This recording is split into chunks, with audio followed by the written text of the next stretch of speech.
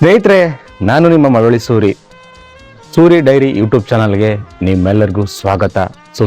ಸ್ನೇಹಿತರೆ, ನಾನು ಇದೇ ದಿನ ತಾರೀಕು 12/6/2026 ಬೆಳಿಗ್ಗೆ 5 ಗಂಟೆಗೆ ನಾನು ಉತ್ತರ ಭಾರತದ ಪ್ರವಾಸ ಹೊರಡಬೇಕಾಗಿತ್ತು. ಏನು ಸ್ನೇಹಿತರೆ, ನಾನು ಸುಮಾರು 25,000 ಕಿಲೋಮೀಟರ್ಗಳ ಸೋಲೋ ಟ್ರಿಪ್ ಮಾಡಿದ್ದೀನಿ ಕಳೆದ 4 ವರ್ಷಗಳಿಂದ.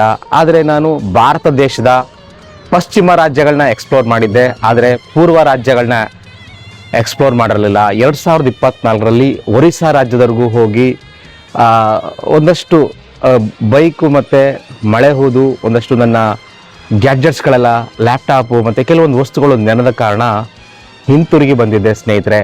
ಆದರೆ ಇವಾಗ ಆ ಪ್ರವಾಸನ ಈಗ ಇದೇ ಜೂನ್ ತಿಂಗಳಲ್ಲಿ ಹೊರಡ್ತಾ ಇದ್ದೀನಿ.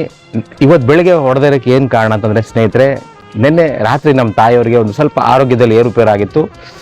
ಆಸ್ಪತ್ರೆಗೆ ತೋರಿಸಿ ಅಬ್ಸರ್ವೇಷನ್ ಪೀರಿಯಡಲ್ಲಿದ್ದಾರೆ ಅವರು. ಅದನ್ನು ನೋಡ್ಕೊಂಡು ಹೊರಡೋಣ ಅಂದ್ಬಿಟ್ಟು ಇವತ್ತು ನಾನು ಹೊರಡ್ತಾ ಇಲ್ಲ ಸ್ನೇಹಿತರೆ. ಇನ್ನು ನಾಳೆ ಅಥವಾ ನಾಳಿದ್ದು ಹೊರಡ್ತಾ ಇದ್ದೀನಿ. ಈ ಹಿಂದೆ ಹೇಳಿದಂತೆ ನಿಮ್ಮೆಲ್ಲರಿಗೂ ಗೊತ್ತೇ ಇದೆ, ನಾನೊಂದು ಕಾದಂಬರಿ ಬರೋಕ್ಕೋಸ್ಕರ ಭಾರತ ದೇಶದ ಉದ್ದಗಲಕ್ಕೂ ಓಡಾಡಿ ಸಾಕಷ್ಟು ಗ್ರೌಂಡ್ ರಿಯಾಲಿಟಿ ಮತ್ತು ನೆಲಮಟ್ಟದಲ್ಲಿ ಏನು ಒಂದಷ್ಟು ಭಾರತ ದೇಶದ ವೈವಿಧ್ಯಗಳು ಇರ್ತವಲ್ಲ ಅದನ್ನೆಲ್ಲ ತಿಳ್ಕೊಂಡು ಕಾದಂಬರಿ ಬರೆಯೋಕ್ಕೋಸ್ಕರ 4-5 ವರ್ಷಗಳಿಂದ ಒಂದು ಮಾಹಿತಿಗಳನ್ನ ಸಂಗ್ರಹಿಸ್ತಿದ್ದೀನಿ. ನನ್ನ ಎಲ್ಲ ಪ್ರವಾಸದಲ್ಲೂ ಸಾಕಷ್ಟು ಜನ ನನಗೆ ಆರ್ಥಿಕವಾಗಿ ನೆರವಾಗಿದ್ದೀರಾ. ಈ ಬಾರನೂ ಕೂಡ ನಾನು ನಿಮ್ಮಿಂದ ಒಂದಷ್ಟು ಆರ್ಥಿಕ ನೆರವುಗಳನ್ನ ಎದುರು ನೋಡ್ತೀನಿ. ಯಾರೇ ಒಬ್ಬ ಹೃದಯವಂತ ವ್ಯಕ್ತಿ ಪ್ರೀತಿಯಿಂದ ಕಳಿಸಿದ್ರೆ ಖಂಡಿತ ನಾನು ಸ್ವೀಕರಿಸ್ತೀನಿ. ಕೆಳ್ಕಂಡ ನನ್ನ ಫೋನ್ಪೇ, ಗೂಗಲ್ ಪೇ ನಂಬರ್ಗೆ ಯಾರು ಬೇಕಾದರೂ ಸಹಾಯ ಮಾಡ್ಬೋದು ಸ್ನೇಹಿತರೆ. ಈ ಯಾತ್ರೆ ಹೊರಡ್ತಿರುವಂಥ ಸಮಯ ಸೂಕ್ತವಾದಂಥ ಕಾಲ ಅಲ್ಲ. ಯಾಕೆಂದರೆ ಭಾರತ ದೇಶದಲ್ಲಿ ಯಾವುದೇ ಪ್ರವಾಸ ಮಾಡಲಿಕ್ಕೆ ಸೂಕ್ತವಾದಂಥ ಕಾಲಘಟ್ಟ ಅಂತಂದರೆ ಸ್ನೇಹಿತರೆ ಸೆಪ್ಟೆಂಬರ್ ಮತ್ತು ಅಕ್ಟೋಬರ್ ತಿಂಗಳು. ಯಾಕೆಂದರೆ ಆವಾಗ ಭಾರತ ದೇಶದಲ್ಲಿ ಅಂಗೈಗೆರೆ ಅಷ್ಟೇ ಸ್ಪಷ್ಟವಾದಂಥ ವಾತಾವರಣ ಇರುತ್ತೆ. ಯಾಕೆಂದರೆ ಹೆಚ್ಚು ಬಿಸಿಲಿರಲ್ಲ, ಹೆಚ್ಚು ಚಳಿ ಇರಲ್ಲ, ಹೆಚ್ಚು ಯಾವುದೇ ರೀತಿ ಮಳೆದು ಕೂಡ ಸಮಸ್ಯೆ ಇರಲ್ಲ. ಆದರೆ ಜೂನ್ ತಿಂಗಳ ಈ ಮುಂಗಾರು ಮಳೆಯ ಕಾಲದಲ್ಲಿ ಹೋಗ್ತಾ ಇರೋದು ಏನಕ್ಕೆ ಅಂತಂದರೆ, ಬನ್ನಿ ಅದಕ್ಕೆ ಏನು ಕಾರಣ ಅಂತ ನಿಮಗೆ ಜಾಗ ತೋರಿಸಿ ಹೇಳ್ತೀನಿ. ಬನ್ನಿ ಸ್ನೇಹಿತರೆ.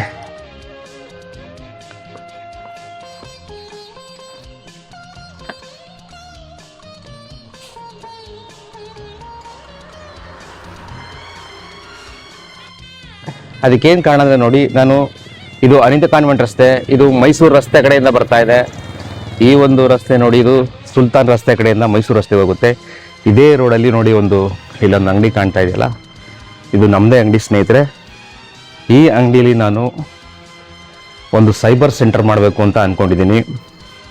ಆದರೆ ಈ ಅಂಗಡಿ ಸಾಕಷ್ಟು ಡ್ಯಾಮೇಜ್ ಆಗಿದೆ. ನೋಡಿ, ಇಲ್ಲಿ ಹಿಂದೆ ಇದ್ದಂಥ ಒಬ್ಬ ವ್ಯಕ್ತಿ ಇದನ್ನು ಈ ರೀತಿ ಡ್ಯಾಮೇಜ್ ಮಾಡಿದ್ದಾನೆ. ಮತ್ತು ಇಲ್ಲಿ ವೈರಿಂಗ್ ಎಲ್ಲ ಹಾಳಾಗ್ಬಿಟ್ಟಿದೆ. ಈ ಕಟ್ಟಡನ ರೆಡಿ ಮಾಡಿಸ್ಬೇಕು ಅಂತಂದರೆ 40,000ದಿಂದ 50,000 ಖರ್ಚಾಗ್ಬೋದೇನೋ ಅಂತ ಅಂದ್ಕೊಂಡಿದ್ದೀನಿ. ಗೊತ್ತಿಲ್ಲ, ಐಡಿಯಾ ಇಲ್ಲ ಎಷ್ಟಾಗುತ್ತೆ ಅಂತ. ಆದರೆ ಇಲ್ಲಿ ಸೈಬರ್ ಸೆಂಟರ್ ಮಾಡೋದು ಅತಿ ಶೀಘ್ರದಲ್ಲೇ ಮಾಡ್ತೀನಿ. ಅದಕ್ಕೆ ಸೈಬರ್ ಸೆಂಟರ್ ಓಪನ್ ಮಾಡಿ ನಾನು ಸೆಪ್ಟೆಂಬರ್ ಅಕ್ಟೋಬರಲ್ಲಿ ಪ್ರವಾಸ ಹೋದರೆ ಅಂಗಡಿನ ಆ ಟೈಮಲ್ಲಿ ಬಾಕ್ಲಾಕುವಂಥ ಸಂದರ್ಭ ಬರ್ಬೋದು, ಅಥವಾ ಅವತ್ತು ನಮ್ಗೆ ಯಾರು ಕೆಲಸಗಾರರು ಸಿಗ್ಬೋದು, ಸಿಗದೇ ಇರ್ಬೋದು, ಗೊತ್ತಿಲ್ಲ. ಆದರೆ ಇದೇ ಜಾಗದಲ್ಲಿ ನಾನು ಸೈಬರ್ ಸೆಂಟರ್ ಮಾಡ್ತಾ ಇದ್ದೀನಿ ಸ್ನೇಹಿತರೆ. ಯಾಕೆಂದರೆ ಮಳವಳ್ಳಿ ತಾಲೂಕಿನಾದ್ಯಂತ ನನ್ನನ್ನು ಸಾಕಷ್ಟು ಹುಡ್ಕೊಂಡು ಬರುವಂಥ ಜನಗಳು ದಿನೇ ದಿನೇ ಜಾಸ್ತಿ ಆಗ್ತಾ ಇದ್ದಾರೆ. ಪ್ರತಿದಿನ ಒಬ್ಬರು ಇಬ್ಬರಾದರೂ ಕೂಡ ನನ್ನನ್ನು ಹುಡ್ಕೊಂಡು ಬರ್ತಾರೆ. ನಮಗೂ ಕೂಡ ಆಫೀಸಿನ ಅವಶ್ಯಕತೆ ಇತ್ತು. ಇಲ್ಲೊಂದು ಸೈಬರ್ ಸೆಂಟ್ರು ಮತ್ತು ನಮ್ಮ ಪರ್ವ ಟಿವಿ ಯೂಟ್ಯೂಬ್ ಚಾನಲ್ದು ಮತ್ತು ನಮ್ಮ ಸೂರಿ ಡೈರಿ ಇದ್ರದ್ದೆಲ್ಲ ಇಲ್ಲೇ ಆಫೀಸ್ ಮಾಡ್ಕೊಳ್ಳೋಣ ಅಂತ ಯೋಜನೆ ಹಾಕೊಂಡಿದ್ದೀನಿ ಸ್ನೇಹಿತರೆ.